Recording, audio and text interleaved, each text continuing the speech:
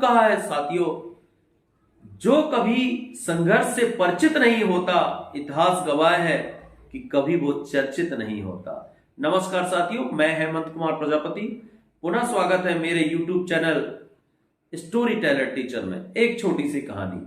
एक व्यक्ति अपने ही गार्डन पर टहल रहा था। उसने देखा कि टहलते हुए एक तितली जो है वो अपना कोकून का निर्माण कर रही है, कोकून बना रही है।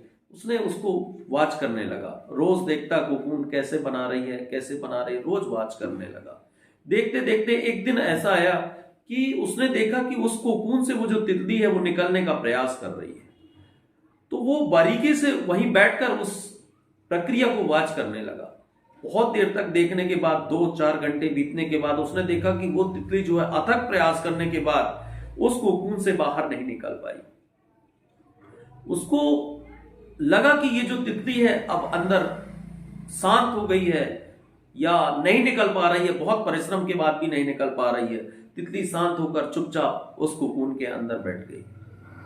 उस व्यक्ति को लगा कि क्यों ना ऐसा किया जाए, मैं इस तितली की थोड़ी सी मदद कर देता हूं।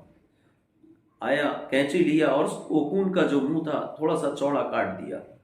जैसे ही काटा वो तितली आसानी से बाहर निकलकर उड़ने का प्रयास की और बाजू से गिर गई। पर उसको लगा कि शायद हो सकता है अभी थोड़ी देर बाद ये तितली उड़ जाएगी, पर ऐसा हुआ नहीं। वह प्रयास करती रही, पर उसके पंख इतने कमजोर थे कि वो आगे कभी भी जीवन में उड़ नहीं सकी और ऐसे ही घिसट घिसट कर उसको जीवन जीना पड़ा।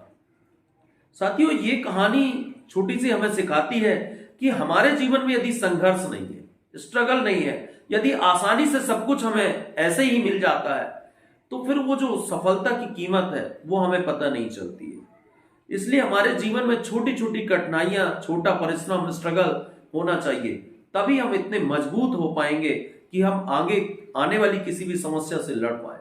इसीलिए हमें सकारात्मक दृष्टिकोण के साथ लगातार संघर्ष करना चाहिए, लगातार सफलता पाने का प्रयास करना चाहिए। धन्यवाद।